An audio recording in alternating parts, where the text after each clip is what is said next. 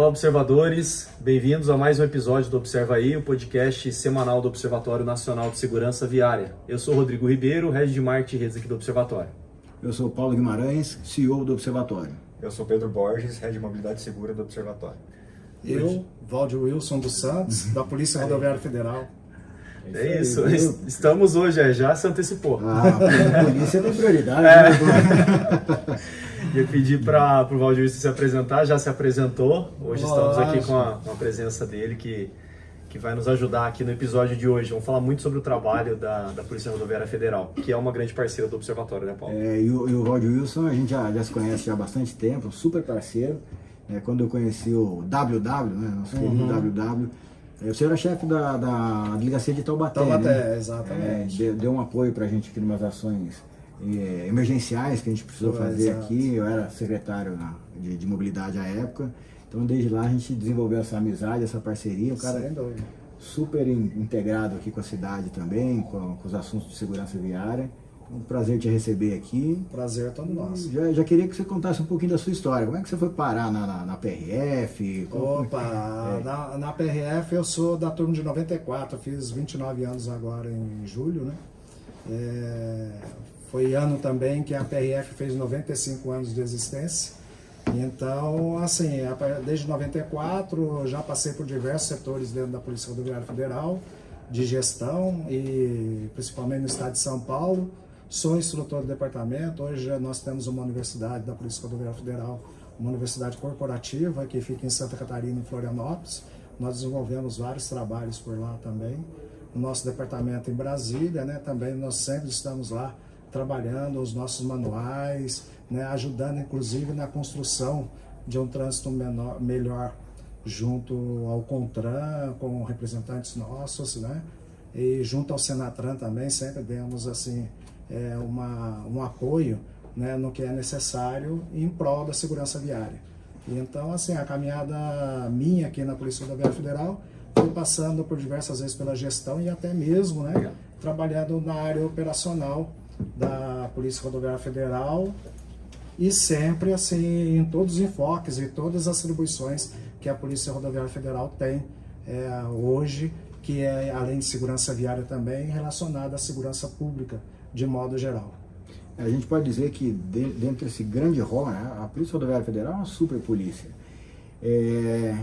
Meio que a área de vocês, né, são as rodovias federais, e tudo que está dentro da rodovia federal é responsabilidade de vocês, tanto para segurança viária quanto segurança pública também. Exato. A Polícia Rodoviária Federal, ela é uma polícia da União, né? Então nós temos assim as competências nas rodovias e estradas federais e em todo o território nacional. E essa semana a gente participou, a convite da Polícia Rodoviária Federal, numa reunião lá na sede, em Brasília, numa tratativa de uma preocupação que a polícia está com relação ao transporte escolar. Eu acho que a gente ficou todo mundo chocado com aquela tragédia do ônibus do Corinthians, né? Sim. E então, o transporte escolar tem um diferencial, vamos dizer assim, porque um transporte clandestino escolar, você está com um monte de menor ali dentro do veículo. Então foi uma reunião assim, para a gente conversar um pouco sobre como proceder, né? Como é que a gente garante a mobilidade, que esses menores, né, cheguem no seu destino, mas de forma segura. Então, nós pensamos muito nisso, tanto é que nós fazemos inserções via live com o nosso efetivo, até mesmo para treinar o nosso efetivo para um olhar mais apurado para esse tipo de fiscalização, principalmente do transporte escolar, na época de retorno de férias, e geralmente no começo do ano, no meio do ano, é bem voltado para esse ponto, justamente para que não aconteça um acidente de trânsito envolvendo crianças, e principalmente porque esse tipo de transporte ele é regulamentado. E ele, por ser regulamentado, o condutor dele precisa estar apto a fazer esse transporte, inclusive com um curso específico para esse tipo de transporte, né, que vai trazer mais segurança na sua condução, uma segurança mais defensiva no trânsito. E sabendo, né, que muitas vezes menores também, isso chama muita atenção, porque se o clandestino estiver trabalhando, ele além de trabalhar sem todas as condições de segurança para o acolhimento num caso de sinistro de trânsito, para esses menores, o próprio condutor também não está apto a fazer esse tipo de transporte. Então a gente fala, sempre procure, porque às vezes é a competência muitas vezes municipal, mas o regramento ele é nacional. Entendi. E outra coisa muito interessante, né, é a Universidade Corporativa da PRF, que fica lá no Sul, e que agora vocês fizeram o treinamento dos agentes municipais, né? Teve uma rodada aí em parceria com a Senatran. Isso, eu inclusive participei, foi um projeto entre a Polícia Rodoviária Federal e a própria Senatran, né, que foi fomentar aos agentes de trânsito de todo o país, né, multiplicadores. Multiplicadores para levar, que a gente não consegue estar em todos os lugares, nem consegue movimentar todos os agentes de trânsito do país para um local apenas, né? Então nós fizemos partes em EAD e partes foram relacionadas ao ensino, o ensino presencial. E isso foi dividido e foi um sucesso. A gente tem o feedback disso com vários agentes de trânsito do país inteiro, falando que foi um momento assim de muito trabalho, mas e muita instrução, muito conhecimento. A polícia fez esse trabalho, né? Desenvolveu todo o projeto, a Polícia Rodoviária Federal desenvolveu todo esse projeto, apresentou ao Senatran e o Senatran aprovou esse projeto, e isso para nós foi uma parceria assim, de grande ganho dentro da segurança viária. Muito legal. E lá na parte prática, contempla também as questões de abordagem, de condutores, como é que para um veículo, é uma parte bem prática mesmo, esse que foi presencial? Sim, existe essa parte mais prática, né? Inclusive outros instrutores de outras áreas também, para tratar desse assunto, mas o que nós tínhamos de maior potencial nesse ponto era o treinamento mesmo desse agente de trânsito, para que ele fosse um multiplicador, inclusive com as mudanças legislativas que a gente já havia muito recente. Para esse ano ainda tivemos muito mais, né? Nós tivemos aí num período muito curto mais de 100 resoluções vindas tanto consolidadas, onde a Polícia Rodoviária Federal trabalhou em cima de várias resoluções dessa, inclusive do Manual Brasileiro de Fiscalização de Trânsito, e isso passou pelas câmaras temáticas e hoje é uma ferramenta de qualquer agente de trânsito. Qualquer agente de trânsito tem que estar com esse MBFT debaixo do braço, que ele vai estar dentro da legislação e cumprindo todas as etapas ali da fiscalização. Legal. E o Pedro, né? O Pedro está aqui com a gente. O Pedro cuida da parte técnica do observatório, a parte de estudos, pesquisas. E uma das missões do Pedro a gente brinca aqui, que é organizar o bando de dados. Ele ainda não tem os bancos de dados, ele tem um bando de dados aí. E, Pedro, qual que é a maior facilidade e dificuldade quando você está mexendo com os bancos de dados? Como é que está o banco da PRF? Eu vou focar no banco da PRF. Eu acredito que a base de dados da PRF atualmente é a mais completa do Brasil. Então, ali no boletim dele, você consegue ver os 3 fatores dali do sinistro de trânsito, que é o fator veículo. Então, os dados dos veículos envolvidos nos acidentes são muito bons. O fator humano, então você tem ali se a vítima é um condutor ou não, qual que é a idade, qual que é o sexo. E também o fator ambiente, que para mim, pensando assim como análise espacial do sinistro, tem as coordenadas, que a partir das coordenadas você consegue tirar todo o resto. Então, com a hora do dia com a coordenada, você consegue descobrir qual que era as condições meteorológicas, em qual pista aconteceu, em qual rodovia, e assim você consegue investigar melhor as ocorrências. A maior dificuldade, eu acho que é a dificuldade de todo o Big Data, que você tem muitos dados ali disponíveis. Eu acho que da última vez que eu vi, entre 2007 e atualmente, tinham mais de 2 milhões de ocorrências na base de ocorrências e mais de 4 milhões de pessoas envolvidas na base de vítimas. Então é bastante coisa para analisar. E como é que a PRF usa esses milhões de informações aí? Como é que vocês têm trabalhado? Com o passar dos anos, lógico, a gente trabalha em cima de estatísticas, né? E muitas vezes a estatística ela nos critica, né? Ela vai fazer uma crítica sobre o trabalho da Polícia Rodoviária Federal e nós vamos analisar, fazer um planejamento em cima disso. Hoje as nossas estatísticas são em tempo real.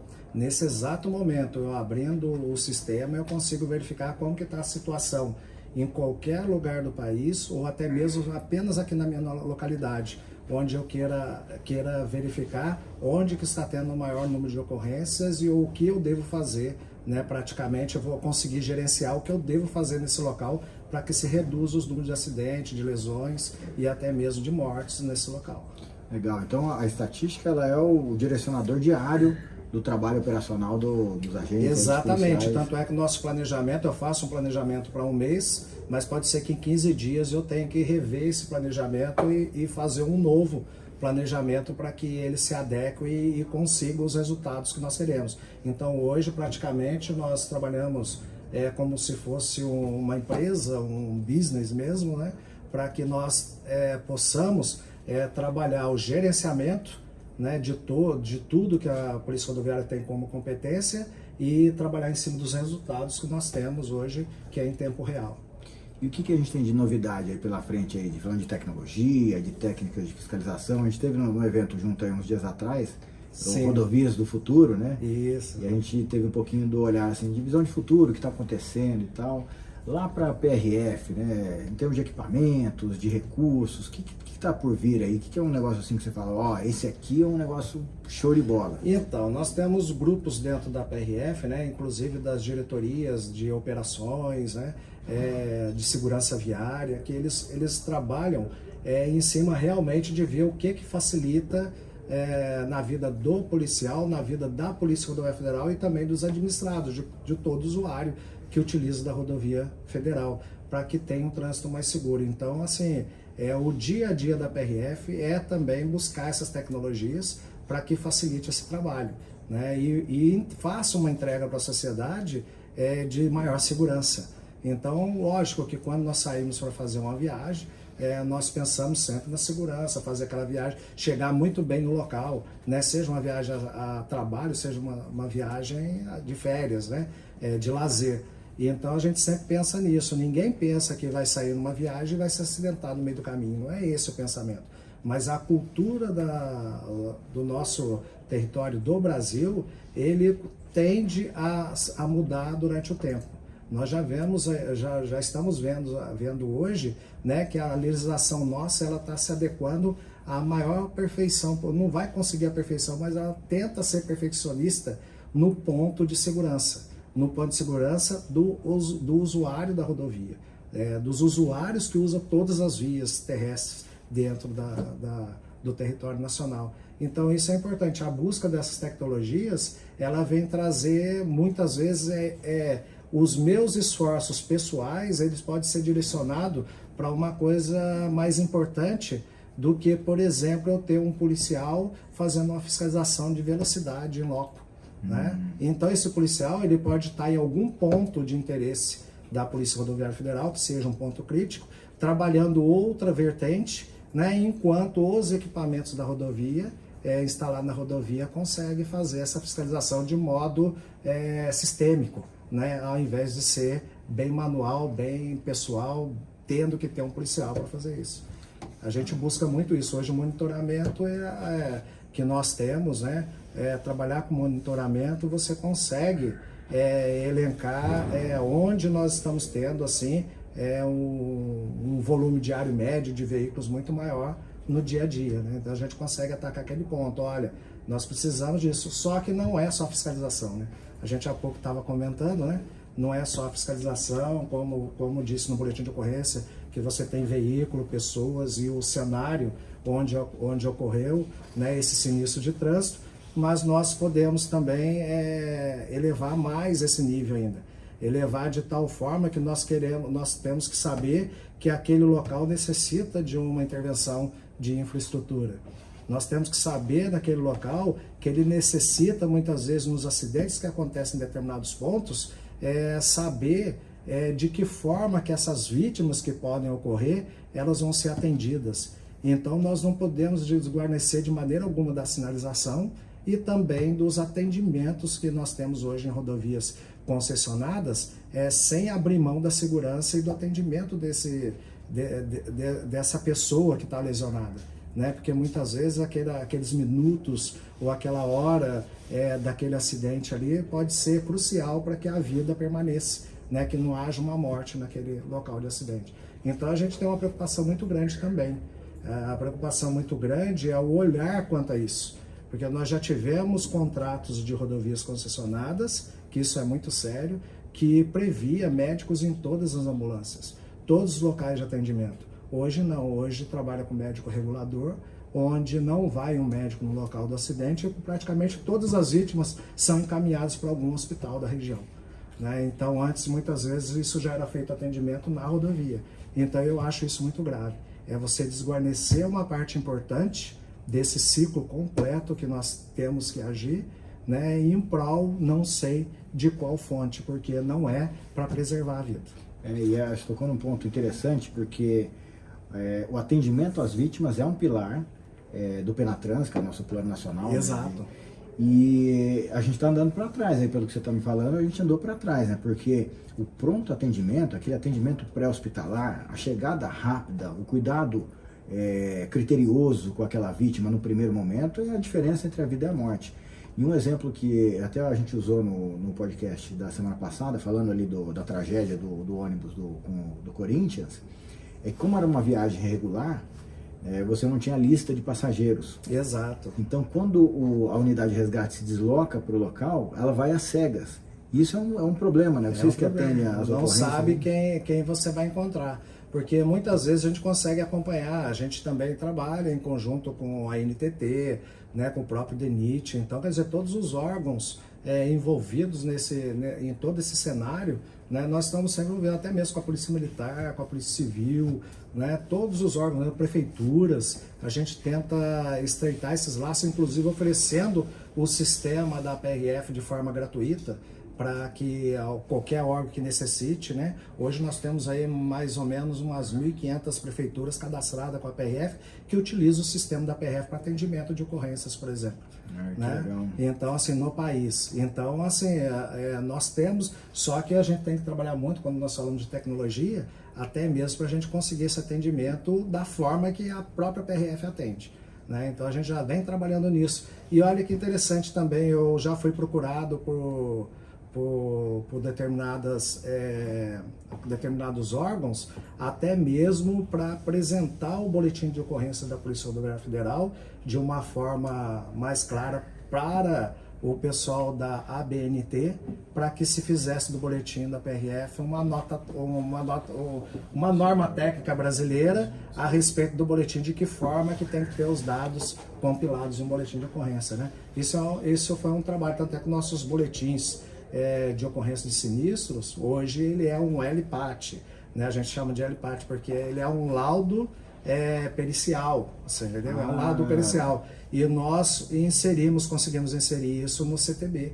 Agora, nas atribuições da PRF, lá no artigo 20, lá no finalzinho, você vai ver que é uma atribuição da PRF fazer a perícia administrativa do sinistro de trânsito. Ah, eu não sabia, eu não tinha acompanhado essa operação. E por que nós conseguimos isso? Isso foi um trabalho legislativo muito grande, até as pessoas compreenderem, quem decide compreender que isso seria necessário, uma evolução, porque nós temos, por exemplo, a aeronáutica. Se há um acidente aéreo, a perícia administrativa é feita por quem? Pelo órgão responsável da aeronáutica, que vai investigar aquele acidente. Isso não quer dizer que está tirando a atribuição da Polícia Técnica Científica de fazer a perícia criminal. Você entendeu? É uma perícia administrativa.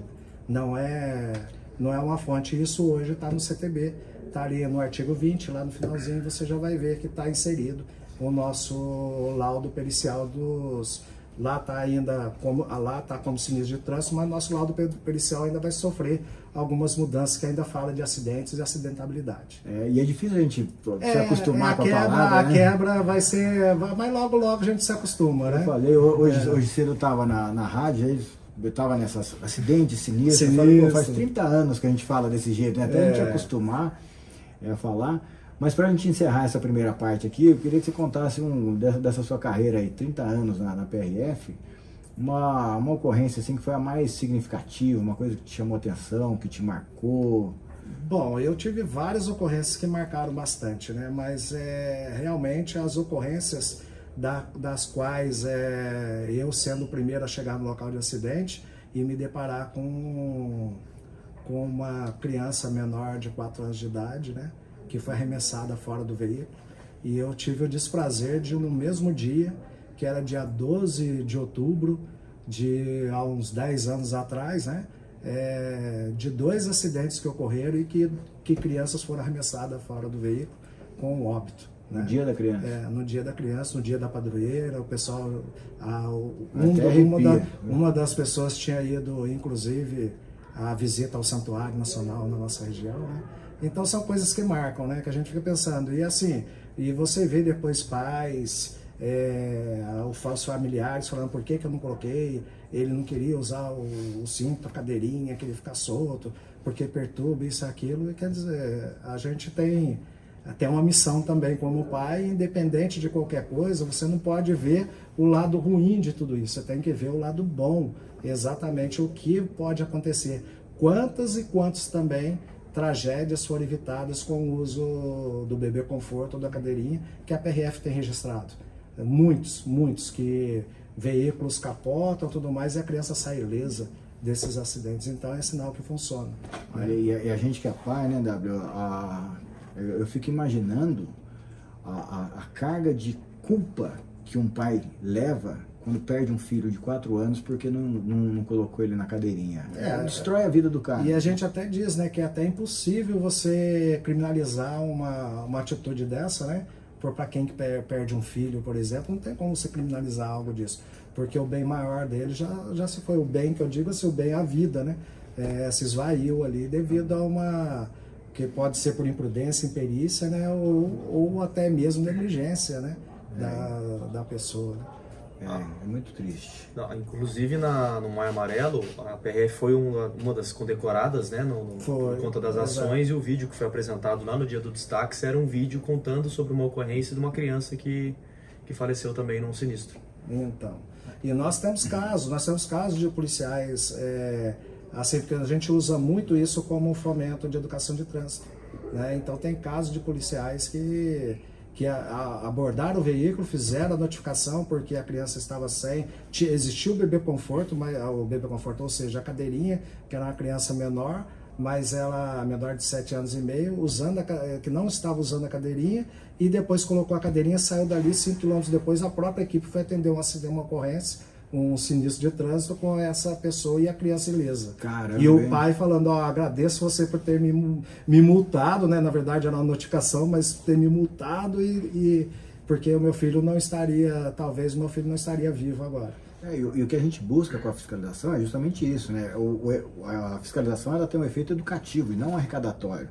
Até porque se a gente for depender do dinheiro das multas, né? O órgão de trânsito não sobrevive. Não, de jeito nenhum. Ele ajuda porque é uma forma do infrator retribuir a sociedade, porque esse dinheiro acaba virando uma melhoria no trânsito, mas o principal efeito e função de uma fiscalização é esse efeito educativo. É interessante isso também, que é para que todos tenham conhecimento também. A PRF, tanto é que ela não trabalha na arrecadação, que nenhum indicador de esforço nosso diz respeito à notificação e multas de trânsito. Mesmo porque as multas de trânsito da PRF vão tudo para uma conta única e a PRF já tem determinado, né, na lei orçamentária o que ela vai gastar naquele ano, né, podendo ter algum implemento, né, devido a algumas ações que podem surgir inopinadamente durante o percurso. Mas a gente já tem o nosso orçamento já preparado para o ano vigente, né? Então não tem essa arrecadação, não interfere em nada o trabalho da Polícia Rodoviária Federal. O trabalho é para salvar a vida mesmo. Exato. Eu queria só aproveitar o assunto fiscalização. A gente estava conversando em off aqui sobre o projeto ou intenção da fiscalização da velocidade média. Tem uma influência total, né, principalmente nas rodovias. Eu não sei se vocês querem falar um pouquinho sobre isso também. A gente está com uma ação de iVox, né, várias entidades envolvidas, para a gente alterar o código de trânsito e permitir a fiscalização de velocidade por velocidade média. Exato. E aí eu sei que vocês têm um trabalho também em cima disso, você conhece bem o assunto. Nós temos algum trabalho já desenvolvendo, mas é mais educacional, né? Mas é aquele que você não notifica, não faz nada, apenas aborda e fala que naquele percurso você desenvolveu uma velocidade acima do permitido, né? Quer dizer, descumpriu toda a sinalização de velocidade da rodovia, né? Para que você tome ciência, né? E também levando como educação de trânsito que a velocidade, ela apesar de estar lá em 4 fator em cenário nacional, né, a velocidade ela é uma de que majora muito as lesões causadas nos acidentes de trânsito. Então não adianta, e depende também do veículo, né? Então não adianta você estar num veículo que tem airbag e tudo mais, dependendo da sua velocidade, isso não vai te ajudar em nada. Não tem efeito nenhum. Não vai ter efeito nenhum. Né? No caso de colisão, realmente, as colisões traseiras aqui na nossa região é muito comum, mas aquelas colisões também que são comuns frontais, elas são muito mais majoradas ainda, né? Então não adianta você ter um carro super luxo, né? Com todos os itens que vamos dizer assim, que hoje é a tecnologia embarcada que os veículos vêm. Tanto é que eu falo ainda nisso, né? Que a gente debate muito sobre isso, porque as montadoras também, elas têm um papel importante, porque toda vez que um item desse deixa de ser um item de luxo e passa a ser um item de segurança, como airbag, ABS, né, como aconteceu desde 2014, né, entrando em vigor ali dos veículos construídos a partir de 2015, praticamente acredito que seja nesse período. Então você vê que isso já diminui o número de lesões no caso de acidente de trânsito, mas a velocidade ela é um fator preponderante. Então se a gente conseguisse na legislação algo que trouxesse essa premissa da velocidade média, né? Já foi tentado em São Paulo mesmo, quando houve as mudanças de velocidades na marginal mesmo, já foi tentado em São Paulo dessa forma, e eles notificavam as pessoas, né, apenas uma cartinha de aviso. Eu digo também assim de forma educativa, e as pessoas se sentiam constrangidas com isso, e judicialmente foi determinado que não se fizesse mais, né? Olha só a que ponto chega, né? Você não, eu estou constrangido. Você tenta fazer algo educativo, preservar a vida das pessoas, e ainda tem um Ministério Público, ainda que... Mas a velocidade média, eu acredito... Não, na verdade, ele fez o papel dele em cima de pessoas que se sentiram... Que denunciaram, né? Então, é lógico que o ente estatal, o ente de controle, ele é necessário também, ele também nos ajuda muito quando nós precisamos, né? Então, assim, eu vejo que a criticidade ali desse assunto é o próprio ser humano, é a cultura que nós temos ainda no país, que não se elevou ainda ao nível de saber que eu tenho que fazer a minha parte, eu tenho que seguir as regras de trânsito e tentar ficar longe de quem não está seguindo. Né? E essa turma que faz barulho é a minoria, né? Isso que é o mais difícil, que é a minoria. A gente tinha uma estatística aqui em São José, vou tentar lembrar agora, mas 85% da frota registrada não tomava nenhuma multa durante o ano. Menos de 1% tomava 3 ou mais multas durante o ano. E é justamente essa parcelinha que fica fazendo barulho, né? Que não concorda com isso, né? Não concorda, fala que é fábrica, né, que é fábrica de multas, sempre a história é sempre essa aí. Mas isso a gente vai desmistificando com o tempo, né?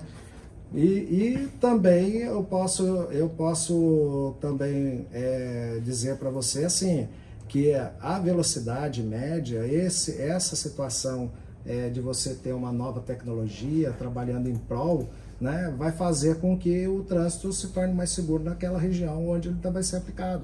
Né? Você pode aplicar, por exemplo, uma rodovia Presidente Dutra de São Paulo ao Rio de Janeiro.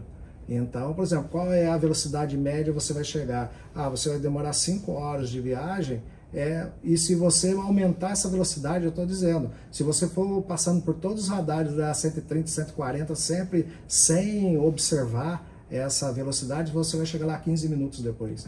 Então é assim, na verdade, o risco é muito grande pela diferença que você vai ter. É uma lei da física, que a pessoa não sabe, às vezes, ela acha que acelerando ali mais 10, 15 quilômetros, ela pode chegar mais rápido, mas chega mais rápido muito pouco pelo risco que ela passa. A gente fez um estudo na área urbana de Curitiba para fazer uma simulação, né? O que aconteceria, quanto tempo as pessoas perderiam se você reduzisse de 60 para 50 km por hora.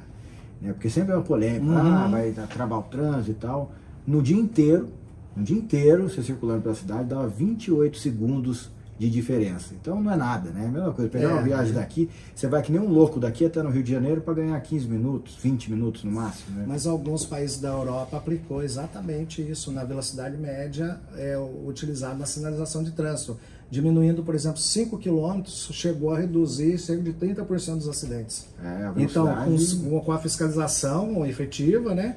Mas diminuindo esse valor de 60 para 55 km por hora, 5 km já reduz 30%. Então, existem estudos a respeito aí. Inclusive, alguns estudos estão, né, você pode encontrar aí no Google Academic, né, algumas coisas a respeito desse assunto aí, que é bem interessante. Interessante. Velocidade é o nosso foco. A gente tá, é o nosso foco. A gente está se preparando para 2024 e ir para cima da velocidade, né, Pedrão? Então, vamos que vamos.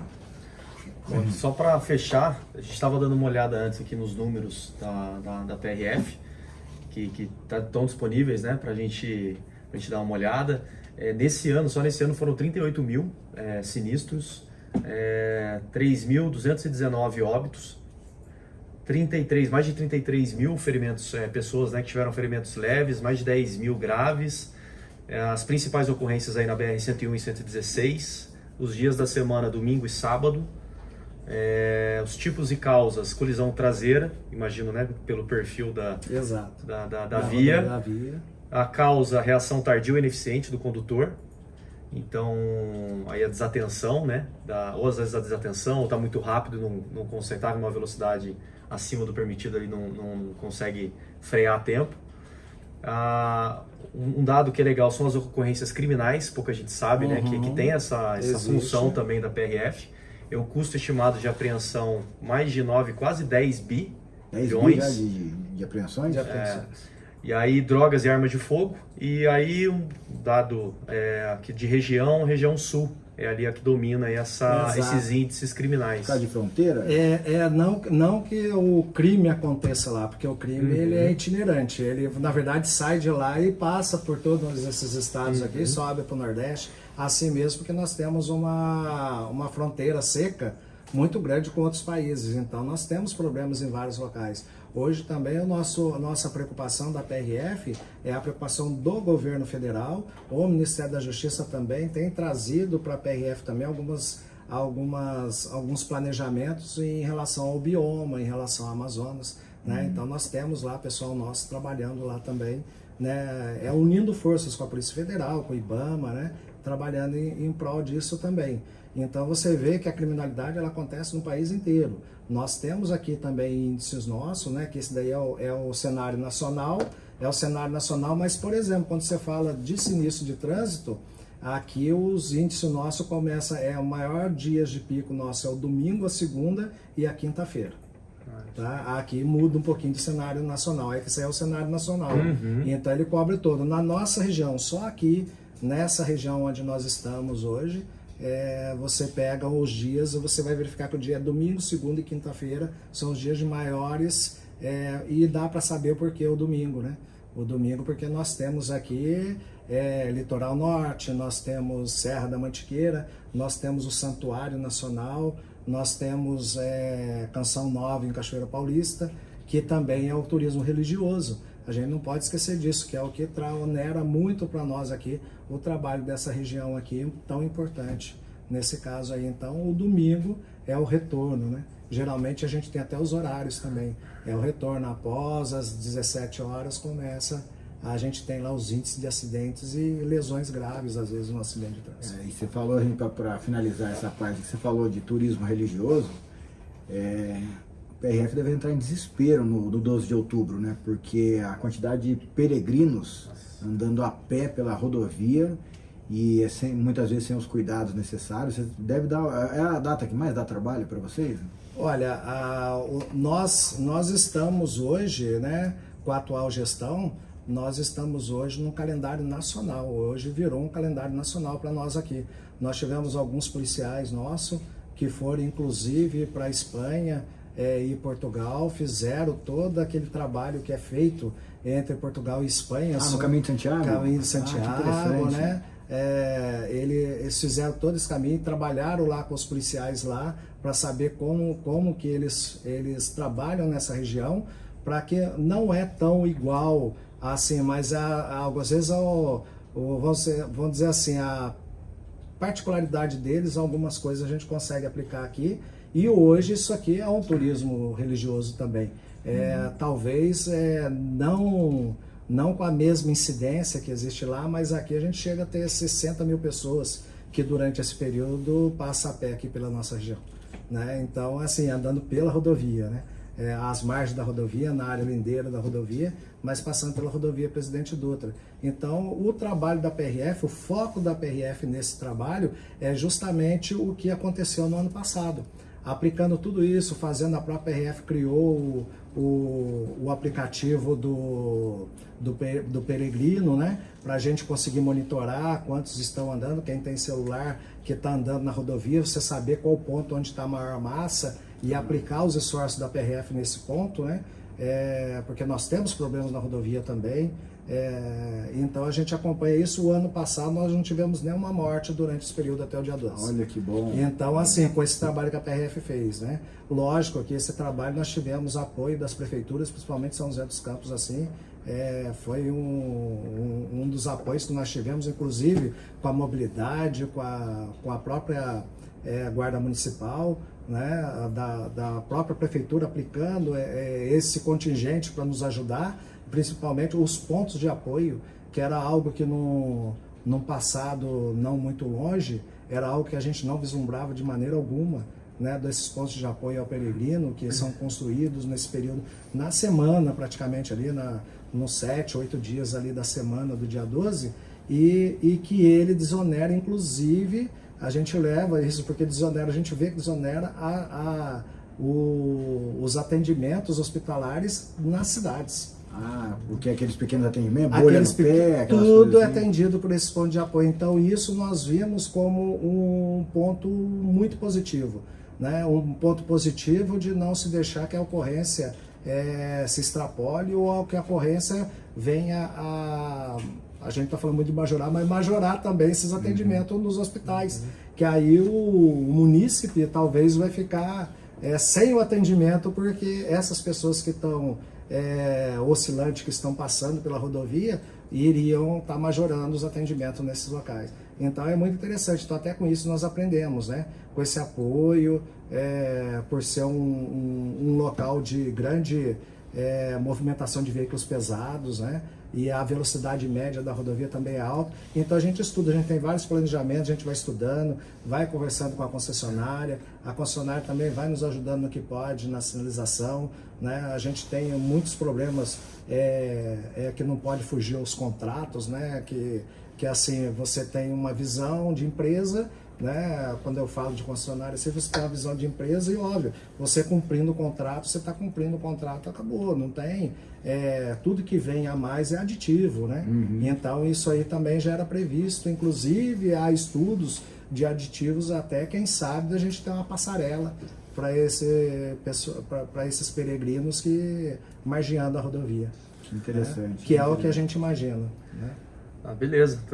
Quanta curiosidade, né? Você já desonenou o Paulo da curiosidade da semana dele. Aqui a gente tem um quadro aqui da Dica da Semana e Curiosidade da Semana. Dica com o Pedro, curiosidade com o Paulo, mas você já trouxe várias curiosidades aí bem legais aí da atuação da PRF, com algumas coisas que a gente nem imagina, né? O público, quem nos ouve, nos assiste, eu imagino que também não. Mas já te agradecer aqui pela sua participação até aqui, pedir para você ficar com a gente, se sentir à vontade para comentar alguma outra coisa que a gente venha falar aqui, para você... Fica à vontade. Obrigado. Tá bom? Obrigado. Bom, essa semana, Paulo, agenda cheia, como sempre. Então, eu e minha agenda. Sempre que eu ainda continuo falando isso, né? O pessoal já deve saber. Mas, bom, o Paulo esteve em Brasília, São Paulo também. O que você foi aprontar por lá? Na verdade, a gente está agora, e até contar isso para o Valdivieso, porque isso aqui vai ser uma coisa interessante, uma iniciativa que a gente está tratando aqui no Observatório. E a gente está na fase de falar um pouco sobre essa iniciativa e colher apoio. Então, qual que é a ideia? A gente desenvolveu no ano passado um processo de certificação de transportadoras, chamado Selo Mobilidade Segura. E tá indo legal, a gente começou a operar ele agora, fazer as adesões agora esse semestre, ele começa efetivamente ali no começo do ano que vem. A ideia é que a gente certifique os processos dentro de uma transportadora, são 12 pilares, E vão desde ali do compromisso da alta gestão com relação à segurança, os equipamentos, ambiente de trabalho, enfim, ações sociais. E aí o que a gente quer fazer agora? A gente quer se aproveitar de alguns indicadores que já são medidos nas rodovias. Então, por exemplo, as concedidas, eu acho que agora, se não me engano, todas precisam passar pelo IRAP, que é um sistema de auditoria de infraestrutura. Tem a Polícia Rodoviária Federal, com as análises dos pontos críticos. A gente tem a pesquisa CNT de qualidade das rodovias. O que a gente quer fazer? A gente quer desenvolver uma metodologia que a gente possa certificar também as rodovias. Então, essa rodada que a gente fez aí uma rodada mais institucional é para falar um pouco sobre essa nossa intenção. Isso vai virar um projeto de pesquisa e a ideia é que a gente consiga classificar as rodovias não só por uma ótica ou por outra ótica, mas criar um grande indicador que a gente consiga classificar as rodovias e levando em consideração outras coisas que não são medidas. Por exemplo, a questão do atendimento hospitalar, né? O pré-atendimento, né? O atendimento pré-hospitalar e o atendimento hospitalar. Quem for vítima aqui de um sinistro em determinada região da rodovia, a qual distância está a unidade de pronto atendimento pré-hospitalar e a qual distância está a unidade de referência de atendimento às vítimas. Então, tudo isso são coisas que a gente vai querer analisar aí, e aí o Pedrão vai coordenar esse projeto aí, que é um projeto de pesquisa também. De pesquisa e é uma pesquisa científica mesmo, né, para chegar a esse ponto todo aí. Eu acredito que tem bastante material aí, como ele disse, né? Como vocês mesmo disseram aí, então vocês não têm um banco de dados, né? Vocês têm um bando de dados, isso aí. Mais um bando de dados aí. E para essa semana, algo vale a pena essa semana que vem. A semana que vem tem um feriado, 7 de setembro. A semana mais trabalho para a PRF. Mais trabalho. A gente tem algumas agendas aí mais locais e tal, mas eu acho que agora começa, a partir da semana que vem, a grande preparação para a Semana Nacional de Trânsito, né? A gente está aí com as campanhas já colocadas e divulgadas, e agora é estimular as pessoas a falarem sobre isso, né? Como a gente fez no Maio Amarelo. Então, a partir da semana que vem, é começar os bombardeios de comunicação, missão sua, viu? Então, tá no lembrete aqui, ó. Você lembra? Aqui, ó, lembrete, Semana Nacional de Trânsito, é isso que eu ia falar. Nas campanhas, né, os materiais já estão disponíveis, né, disponibilizados lá por meio do site do Observatório, então os interessados aí podem acessar, rapidinho preencherem um formulário e gratuitamente consegue baixar todos os materiais para usar, né, na sua empresa, organização, instituição, distribuir com os amigos, familiares, os grupos de WhatsApp, usem à vontade. Senta o dedo, né? Senta o dedo. Então, a PRF ela sempre trabalha também nesse ponto aí que você está dizendo das campanhas, né? A gente, como foi até agraciada com o prêmio também, mas a PRF, nós na região, nós trabalhamos muito com as empresas também, naqueles momentos que eles fazem periodicamente de acidentabilidade dentro da própria empresa, o CIPAT, agora é CIPAT, mas tem agora o meio ambiente também, é CIPATMA, né? Agora já mudou ainda, né? Veja que é interessante, cada época vai se adequando, né? Agora os isso é setores importante. São SSMA, né? Isso. Saúde, segurança e meio ambiente. E meio ambiente, porque realmente foi tudo que você falou aí de veículos, né? De um sinistro de trânsito. Mas nós também participamos, nós vamos lá, levamos palestras a respeito de trânsito, né? A respeito de direção defensiva e o que mais sobre trânsito mesmo que a pessoa tem curiosidade, que não aprende numa autoescola, vamos dizer assim. Né? Porque muitas vezes a pessoa tem curiosidade, eu queria saber por que eu não posso mudar uma lâmpada do meu veículo lá, eu tenho LED hoje, eu quero colocar LED no meu carro, o policial falou que não pode, aí você explicar aquilo, por que não, né? Por que aquele veículo foi feito, que tem o defletor, que aquilo vai, para você pode ficar bom, mas para quem está vindo de frente com você, é muito mais lumen sendo jogado para frente, né, do que o que o engenheiro pensou em iluminar suficientemente para você. Né? Então, assim, são essas coisas que a gente leva aí no dia a dia com as Isso pessoas. é um negócio, a gente brinca, né? Pô, o cara estudou, né? A montadora gastou bilhões para desenvolver os equipamentos, aí você vai lá, compra um neon na lojinha ali de elétrico e põe no seu carro. Pô, Ué. Na época, lá em 2011, já foi proibido o xenon justamente por isso, né? Porque surgiu o xenon, lógico, o veículo para ter xenon ele tem determinados critérios, canhão óptico, direcionamento de luz, aquele negócio todo, e a pessoa queria colocar o xenon no seu veículo também, né?